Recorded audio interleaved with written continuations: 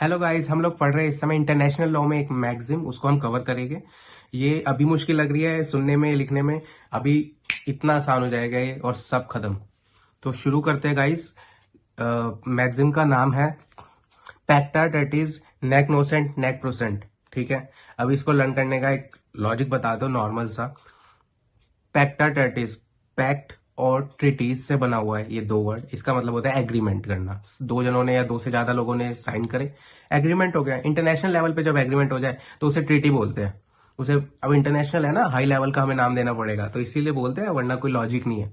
ठीक है, ये दो वर्ड सेट हो गए। अब क्या है, जब भी एग्रीमेंट होगा तो एग्रीमेंट किन लोगों को बाइंड करता है या राइट्स देता है या ड्यूटी देता है? उन लोगों को ना जो उस पर साइन करेंगे। दो जनों ने साइन करे, एक ने यहाँ करे एक ने यहाँ करे, तो दो ही जनों को तो मिलेगा। तीन जनों ने करे तो तीन जनों को। सोचो, दो जने साइन कर रहे हैं, ठीक है, और तीसरा कोई अपने घर में सो रहा है, लेकिन वो भी बाइंड हो जाए इससे। ये कैसे पॉसिबल है? ये तो पॉसिबल ही नहीं, क्योंकि इंटरनेशनल लॉ तो यही कहता है, ट्रीटीज यही कहती है, भाई जो साइन करेगा वही तो उस बंधन में बंधेगा। ऑब्लिगेशंस में राइट्स, ड्यूटीज, ऑब्लिगेशंस उसी पर तो आएंगे जो उस पर साइन करेगा। और सोचो थर्ड पार्टी बन जाए इससे। इसका मतलब कोई इनोसेंट हो, थर्ड पार्टी, चाहे वो इनोसेंट हो या वो प्रो लेवल पे हो, वो उसमें बन जाएगी। समझे? आप उसकी गर्दन पकड़ के ले आओगे उस एग्रीमेंट के अंदर। तो यही ऐसे ही तो लर्न होती है ये वाली मैगजीम।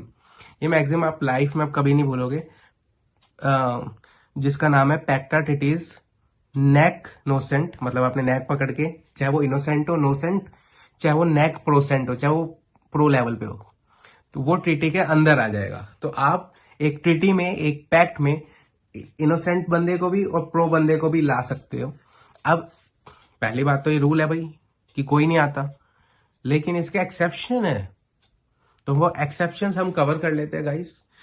आर्टिकल 34 से लेके 38 के बीच में कुछ मैटर है जो कि जिनेविया कन्वेंशन हमेशा की तरह वो याद रखना है। इंटरनेशनल लेवल पे तो वही है मेन, जो काफी जगह पे कवर होता है, हेग कन्वेंशन और जिनेवा कन्वेंशन। तो इसमें जो एक्सेप्शन है वो पढ़ लेते हैं। एक्सेप्शन है ये पहला, कि या तो वो बंदा, जो भी ट्रीटी हुई दो जनों के बीच, तो तीसरा बंदा जो चाहे इनोसेंट हो चाहे प्रो हो, वो बंदा खुद ही एक्सेप्ट कर ले उसे। फिर किसी को क्या ही दिक्कत है भाई, तीसरा ही बंदा मान गया। ठीक है, पहला पॉइंट हो गया एक्सेप्ट। दूसरा है कस्टम चले आ रहे कई सालों से। भाई जब कई सालों से कोई कस्टम चले आ रहे थर्ड पार्टी पे, तो वो अब राइटिंग करके बाइंड भी कर दिया, तो भी क्या प्रॉब्लम है? ठीक है। तीसरा, बेनिफिट मिल रहा है किसी थर्ड पार्टी को या कोई राइट मिल रहा है। भाई बेनिफिट लपेटने तो हर कोई आता है, वो क्यों मना करेगा? दो जने साइन कर रहे हैं और साइन करके बोल रहे हैं कि हम दोनों न्यूक्लियर बनाएंगे और तीसरे बंदे को दे देंगे बेनिफिट, या कुछ भी करेंगे और बेनिफिट उसको। भाई वो तो लपक के लेगा कि हाँ यस सही ट्रीटी हुई है, बहुत बढ़िया, ऐसी करो, रोज करो, है ना।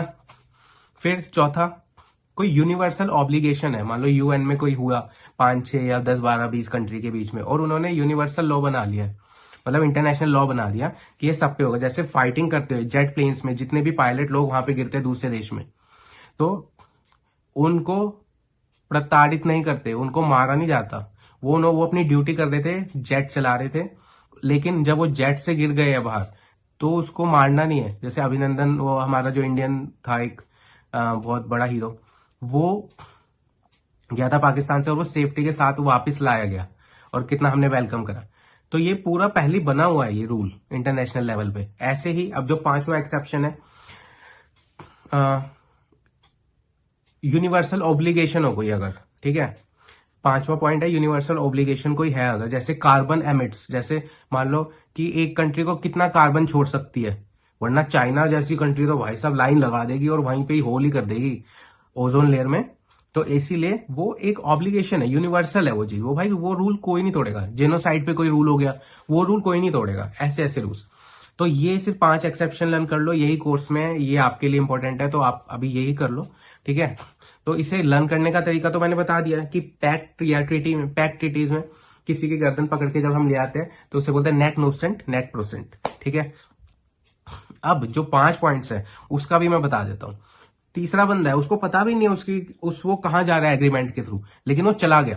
इसका मतलब वो, जैसे पहले ना एक स्टेट में बहुत क्राइम होता था, यूपी कैब, यूपी, तो इससे मैंने बनाई यूपी कैब। मतलब उसमें कैब वाले की मर्जी, आपने कैब करी तो आप डेस्टिनेशन डालते हो है ना कहाँ जाना है, लेकिन यूपी में भाई ऐसा नहीं है, वो आपने कर ली, अब वो यू कैब वाले की मर्जी है कहाँ जाएगी बंदी, थर्ड पार्टी अब कहाँ जाएगा, तो थर्ड पार्टी जहां जाएगी वो कैब वाले की मर्जी। ऐसे यूपी कैब मैंने बनाया है, तो यू से है यूनिवर्सल ऑब्लिगेशन, पी से है आपका प्रिंसिपल जो कि इंटरनेशनल प्रिंसिपल है, जो आपको एग्जांपल दिया था कि कोई भी प्रिंसिपल बनेगा तो वो सब पे एप्लीकेबल हो जाएगा। फिर सी से है कस्टम्स, ए से है एक्सेप्ट, खुद ही एक्सेप्ट कर रहा है तो भाई ओबे कर ही लेगा, खुद एक्सेप्ट भी कर रहा है तो राइटिंग में कर लेगा right except. C A B, B से है बेनिफिट, अगर कोई बेनिफिट या कोई राइट मिल रहा है तो वो राजी। तो यूपी कैब, यू से यूनिवर्सल, पी से प्रिंसिपल, सी से कस्टम, ए से एक्सेप्ट और बी से बेनिफिट। तो गाइज इस तरह से आप पूरे उसको एक लाइन के अंदर अंदर अपने 5, 10, 15 मिनट एग्जाम वाले दिन बचा सकते हैं। सिर्फ ये लाइन रेड पेन से लिख लेना अपने कॉन्सेप्ट के पास। और बाय गाइज, सब्सक्राइब कर दो, आपका सपोर्ट चाहिए गाइज, ये बढ़ ही नहीं रहना, सब्सक्राइबर बढ़ रहे ना व्यूज बढ़ रहे यार, बढ़ाओ।